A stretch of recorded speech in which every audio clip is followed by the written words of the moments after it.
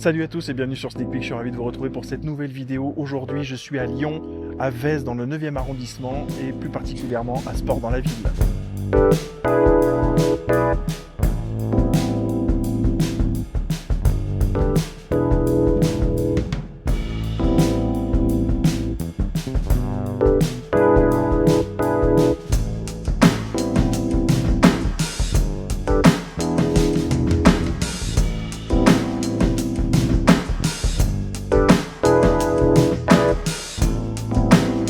Un petit peu particulière puisque j'en profite pour filmer deux reviews aujourd'hui. La première c'est pour celle-ci, la Air Jordan 10 Shadow qui a fait son retour en fin d'année 2025 au dernier trimestre, avec donc une paire qui était quand même assez attendue, en tout cas pour ma part. J'adore la Air Jordan 10, c'est une de mes préférées pour jouer en termes de confort, même pour porter au quotidien comme ça. Et cette paire, la Shadow, elle fait son retour. J'avais déjà eu le modèle de 2008 qui était dans le Countdown Package, que vous voyez tout de suite ici en photo, qui était un petit peu différent en termes de qualité. Et il y avait le 23 aussi sur le côté, alors que celle-ci, elle a rien, elle n'a pas de personnalisation. On va voir tous les détails dans l'unboxing complet comme d'habitude, puis je vous retrouve juste après. C'est parti. Proprement parler, c'est-à-dire je vous ouvre pas la boîte. Pourquoi? Parce que c'est exactement la même chose. Je vous remontre le dessus, hein. C'est exactement la même boîte que pour la Jordan 10 Steel Grey que vous pouvez retrouver en review la semaine dernière. Je vous mets le lien ici pour discuter donc de cette Jordan 10 Steel Grey en détail et de la boîte en particulier. Cette fois-ci, on va pouvoir rentrer directement en détail sur la Jordan 10 Charcoal, même si cette fois-ci, ils l'ont appelé Shard Grey. Bon, on est quand même toujours un peu dans l'univers un peu charbon, un gris un peu foncé, ce qui est assez évident lorsqu'on voit la paire. L'autre grosse différence, c'est aussi que Jordan a décidé de ne pas proposer une version avec le renfort sur l'avant du pied. Pourquoi? Parce que, comme je l'expliquais dans la version Steel Grey, c'est quelque chose que Michael n'a pas du tout apprécié lorsqu'il a vu les paires, lorsqu'il a eu l'occasion peut-être de jouer aussi un peu avec. Il n'était pas convaincu. Donc il y a quelques échantillons, je sais qu'il y a quelques collectionneurs un peu fous qui ont des collections dingues. Vous pouvez les retrouver sur YouTube qui ont cette version-là. Je sais aussi qu'il y a des customs qui ont été faits par des experts pour avoir ce look qu'on avait sur la Steel Grey aussi sur la version Charcoal. Mais en l'occurrence, cette version retail qu'on a eue en 2025, elle est tout simplement classique sur les Jordan 10. Moi, ce que j'aime particulièrement sur ce modèle, justement, c'est le contraste entre ce gris très foncé, ce cuir noir, qui en plus, je trouve de plutôt bonne facture. On va regarder ça ensemble.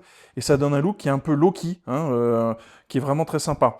J'ai eu la version Countdown Package qui est sortie en 2008. Vous vous souvenez, c'est pas qui célébrait les 23 ans de la marque. Donc on avait la Jordan 13 et la Jordan 10 dans un même pack. C'était d'ailleurs le premier qui était sorti en janvier.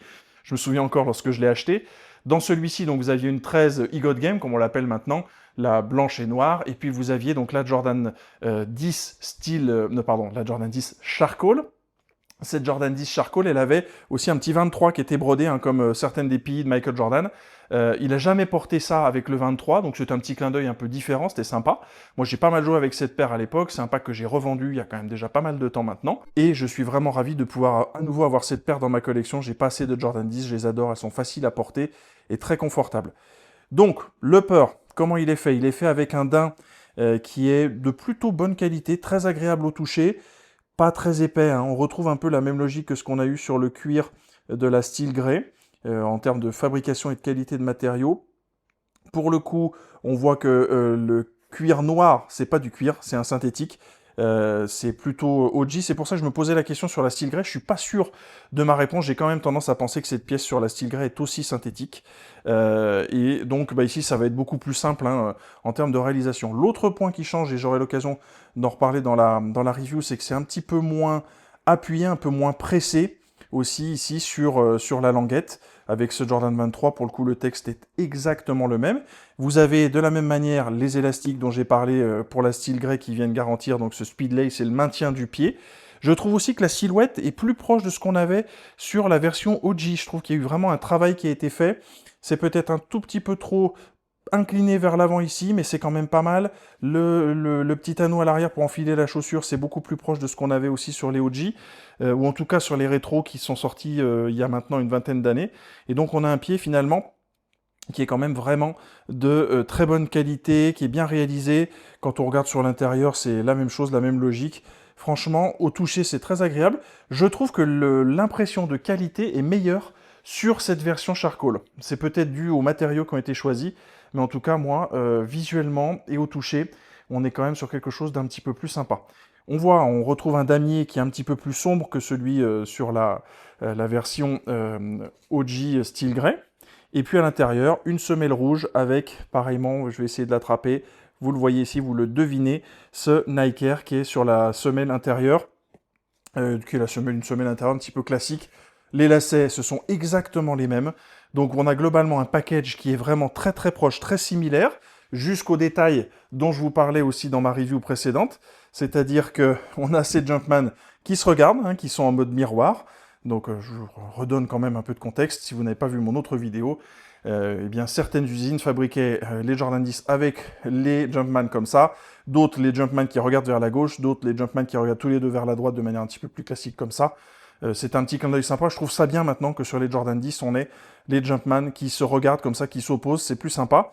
Et puis, semelle extérieure. On va faire le point ensemble tout de suite. Vous voyez que les Jumpman sont de la même manière sur le côté. Et vous voyez également, donc, on retrouve tous les accomplissements de Michael des deux côtés, en finissant par le triplé. Donc, un package qui est vraiment, je trouve, très réussi pour cette rétro. C'est une Jordan 10 qui est vraiment très cool. Pour moi, si on doit avoir deux coloris dans sa collection, je dirais le Steel Grey et le Charcoal. Et puis, j'ai aussi une version Chicago dont je vais vous parler dans une comparaison qui va arriver très prochainement sur la chaîne. Donc voilà, pour ce qui est de tous ces détails de la Air Jordan 10, qui donc est un coloris OG. On voit ici la version Sacramento qui va ressortir à la fin de l'année 2026. Moi, j'attends la version Nix, vraiment. C'est vraiment la version, je ne sais pas pourquoi ils la ressortent pas. En plus, ces Nix sont bons en ce moment, donc j'espère que ça va ressortir bientôt. Mais en l'occurrence, je suis très content d'avoir déjà dans la collection cette Jordan 10 Charcoal de retour. La Air Jordan 10 Shadow, donc sous toutes ses coutures, sous tous les détails. J'espère que ça vous a donné envie peut-être de la cope. Je pense que c'est pas un modèle qui vaut très très cher sur le resell aujourd'hui, donc si vous voulez vous faire plaisir, n'hésitez pas, vous allez pouvoir la trouver facilement. Même pour jouer encore aujourd'hui, je trouve que quand on a les chevilles un peu fragiles par exemple, elle monte assez haut, l'amorti est quand même de bonne qualité, donc si vous avez envie d'une paire un petit peu rétro mais qui tient la route, n'hésitez pas avec cette Air Jordan 10 Shadow, vous aurez vraiment de quoi vous faire plaisir. Comme d'habitude, pour que cette vidéo ait du succès, il faut liker, il faut commenter, il faut partager le contenu, donc n'hésitez pas. Puis bien sûr, il faut vous abonner, on a de plus en plus d'abonnés sur la chaîne, ça monte doucement mais sûrement, je fais tout ça tout seul, donc c'est cool de voir que vous suivez les vidéos et que vous appréciez mon contenu. Je vous dis à très bientôt pour la suite, pour la deuxième paire de cette double review qui arrive donc sur la chaîne Sneak Peek. À très bientôt, bye.